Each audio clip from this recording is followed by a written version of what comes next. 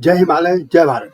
हिमालय लोग YouTube channel में आपका स्वागत है और मैं हूं जर्नलिस्ट डॉक्टर हरीश चंद्र खेड़ा। आप जानते ही हैं कि हिमालय लोग यूट्यूब चैनल और हिमालय लोग वेबसाइट हिमालय क्षेत्र के इतिहास, लोक भाषा, संस्कृति, कला, संगीत, धरोहर, सरोकार आदि को देश दुनिया के सामने रखने के लिए एक मिशन के तौर पर काम कर रहा है। आपसे अनुरोध है कि इस चैनल को लाइक और सब्सक्राइब करके हमारे मिशन में शामिल होइए। इस बार उत्तराखंड के गंभीर समस्या पर बात करने जा रहा हूँ और वह समस्या है पलायन।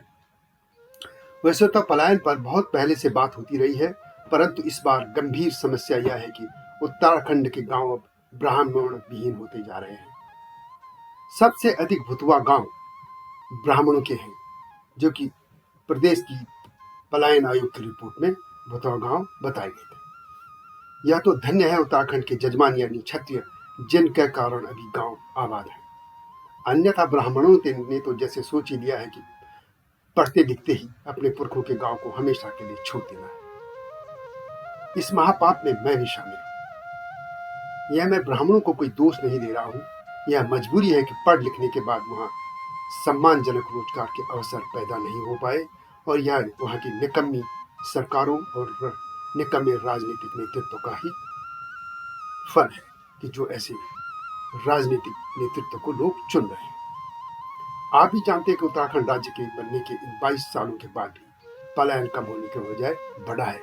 यह बात जुलाई 2022 में मैं कर रहा हूं।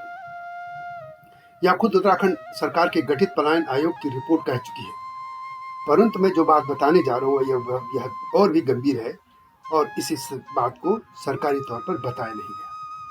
पलायन आयोग की रिपोर्ट में पलायन को लेकर हालांकि जातिवार उल्लेख नहीं किया गया, परंतु सरकार भी जानती है कि उत्तराखंड में जो पलायन हुआ है वह सबसे अधिक ब्राह्मणों के गांव का हुआ है। कुछ साल पहले यहाँ दिल्ली स्थित उत्तराखंड सदन में वहां के एक मुख्यमंत्री के साथ बैठा था। बैठक में हम दो ही थे। उत्तराखंड के मुद्दों पर बात शुरू होने पर पलायन पर बात आ गई। उन्होंने कहा कि अधिकतर वे गांव खाली हुए जहां ब्राह्मण रहते हैं। मैंने पूछा कि इसका कारण क्या है, तो उनका उत्तर था कि ब्राह्मणों में अधिकतर पढ़ लिख गए हैं, इससे गांव छोड़ गए। पहाड़ की कटु सच्चाई है कि उत्तराखंड में जो भी शिक्षा ले रहा है वह पहाड़ छोड़ दे रहा है। इसमें मैं भी शामिल हूँ। ब्राह्मणी नहीं कि क्षत्रियों के परिवारों में भी जो पढ़ लिख जा रहे हैं या अनुसूचित जाति जनजाति वे भी छोड़ रहे हैं, लेकिन ब्राह्मणों को छोड़कर बाकी लोग अपने गांव से अभी भी जुड़े हैं। अधिकतर लोग सभी। मुख्यमंत्री की उस बात के बाद मैंने अपने गांव और आसपास के गांवों पर दृष्टि घुमाई, तो वह बात मुझे जो मुख्यमंत्री की कही थी सही साबित होती दिखाई दी। पौड़ी जिले के रिखणी खाल ब्लॉक तहत मेरे गांव के आसपास के ब्राह्मणों के अधिकतर गांवों में बच्चे, महिलाएं व बुजुर्ग ही रह गए हैं। तारकेश्वर महादेव और चपलिया खाल के बीच से जो एक घाटी चली जाती है उसमें देखिए ब्राह्मणों के गांव मंजाड़ी, खनेता मल्ला, बुलेखा जो कि तारकेश्वर महादेव के पूरे पुजारियों का गांव है, कलीगाड़ मल्ला, कलीगाड़ तल्ला, रौता, रौतगोली, आगे चले जाए तो कोटनाली और भी जो गांव है इधर के अधिकतर जो ब्राह्मणों के वो खाली हो गए हैं, जबकि उनेरी, अंदरसों, अंगड़ी, मनीगांव जहां भी क्षत्रिय लोग हैं वहां अभी लोग हैं। इन गांवों में जो ब्राह्मणों के उनमें अधिकतर ताले लगे हैं, जबकि क्षत्रियों के गांव आबाद है और यह बहुत अच्छी बात है। हालांकि क्षत्रियों में भी जो पढ़ लिख जा रहे हैं वे भी गांव छोड़ दे रहे हैं, परंतु उनमें यह है जैसे मैंने पहले कहा कि उन्होंने गांव से अब भी संबंध नहीं तोड़े हैं जैसे कि ब्राह्मणों ने किया। वैसे मैं ब्राह्मणों को कोई दोष नहीं दे रहा हूं, लेकिन जो है उनकी मजबूरी है। वास्तव में सरकार की ओर से जो 2 रुपए किलो आटा चावल जो देने की परंपरा शुरू हुई, देश भर में जो योजना चली थी उसने देश भर की तरह पहाड़ में भी खेती को बर्बाद कर दिया और खेती खत्म हो गई। कोई खेतों में काम करना नहीं चाहता। इससे सामाजिक ताना बाना भी ढह गया और ब्राह्मणों के पुश्तैनी कार्य भी बंद हो गए। ब्राह्मण पशुपालन और खेती करने से कतराते रहे हैं और कुमाऊं के ब्राह्मण में तो हलों पर हाथ भी नहीं लगाते, जो बड़े धोती के ब्राह्मण हैं। और ऐसे ही गढ़वाल में कभी सरोला ब्राह्मणों ने भी यही शुरू कर दिया था, वे भी हलों पर हाथ नहीं लगाते हल पर। ऐसे में ब्राह्मणों के सामने की लक्ष्य रह गया था, एक ही रास्ता रह गया था, वह था उच्च शिक्षा प्राप्त करना और रोजगार के लिए इधर उधर भटकना। शहरों में आकर उनके पास इतना पैसा वे कमा नहीं पाते कि गांव के घरों को भी देख सके, इसलिए ब्राह्मणों के गांव भुतवा बन रहे हैं। और यदि ऐसा ही जारी रहा यह क्रम, तो एक दिन ऐसा आएगा कि गांव पहाड़ों में शादी ब्याह के लिए से लेकर अंतिम संस्कार जैसे धार्मिक स्थानों के लिए भी ब्राह्मण नहीं मिलेंगे। अब प्रश्न यह है कि उत्तराखंड राज्य बनने से पहले तो हम लोग संयुक्त उत्तर प्रदेश सरकार को कटघरे में खड़ा करते हैं, लेकिन अब तो राज्य बने 22 साल हो चुके हैं। अब किसको जवाब दे ठहरा जाए? देहरादून में बैठी सरकार या जो भी सरकारें रही हैं, उनकी प्राथमिकता में ऐसा लगता है कि पहाड़ के गांव है ही नहीं। पलायन आयोग की जो रिपोर्ट है, आखिर उसका क्या हुआ? यदि ये गांव उनकी प्राथमिकता में है तो उसकी सिफारिशों पर अमल क्यों नहीं हुआ? उत्तराखंड सरकार ने 17 सितंबर 2017 में पलायन आयोग का गठन किया था और आयोग ने वर्ष 2018 में अपनी पहली रिपोर्ट सौंपी थी। आयोग की पहली रिपोर्ट के अनुसार 2011 में उत्तराखंड के कुल 16,993 गांव में से 1034 गांव खाली हो चुके थे, जबकि साल 2018 आते आते 1,734 गांव खाली हो चुके थे।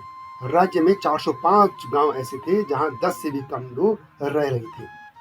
565 ऐसे गांव थे जहां एक दशक के दौरान आबादी में 50% से अधिक कमी आई थी, और यह आंकड़ा अब ये 2022 है या और भी बढ़ चुका होगा, यह तय है।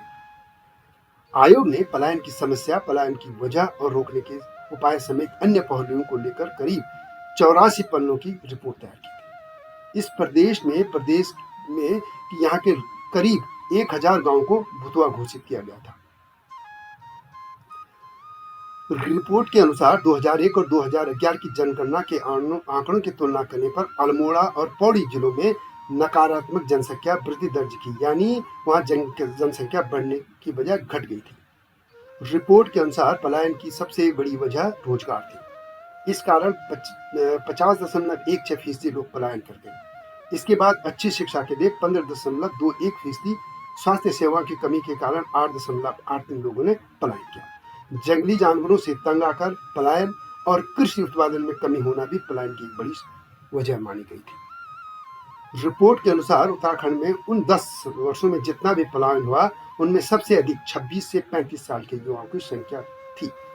बेहतर शिक्षा और रोजगार की तलाश में इस उम्र के 42.25% युवा अपने गांव छोड़कर नजदीक के कस्बों, जिला मुख्यालयों, दूसरे जिलों, राज्य या देश के बाहर चले गए थे।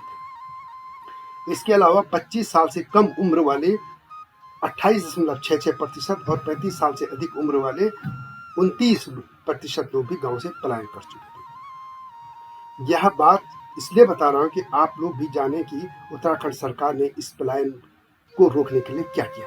जाहिर है कि इसका उत्तर नकारात्मक होगा।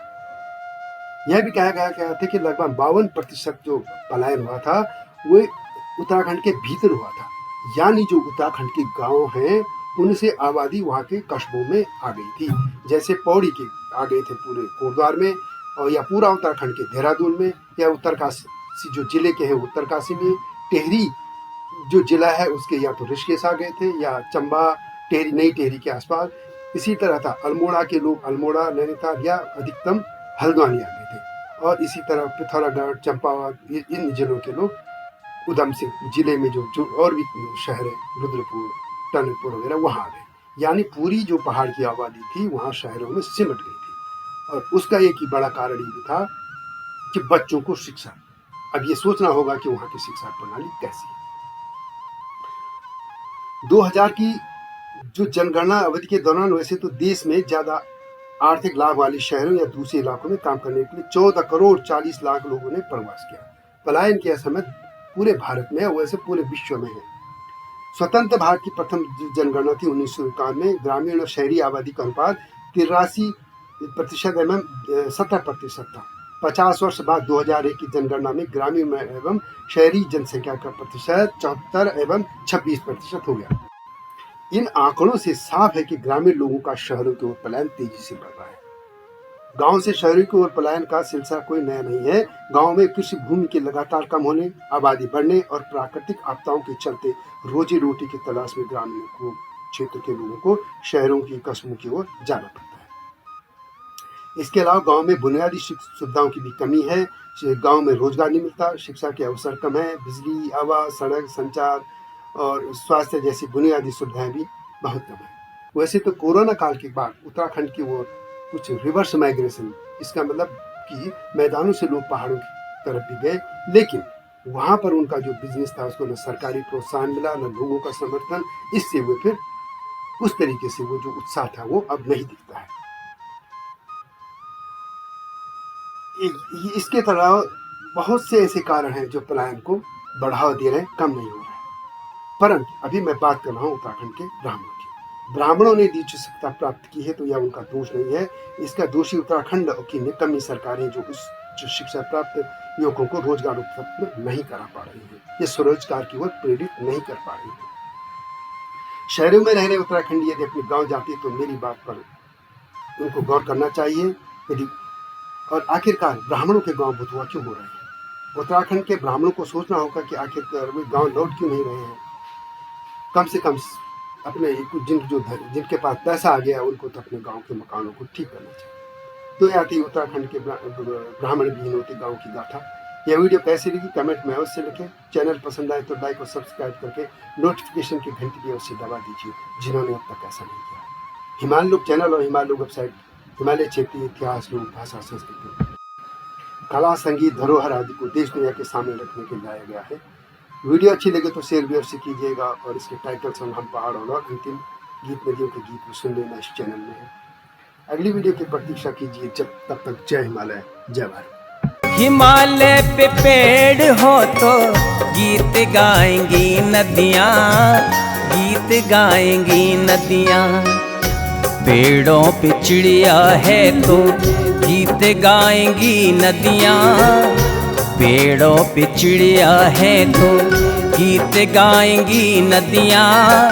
माँ की लोरी जैसे होते हैं नदियों के गीत।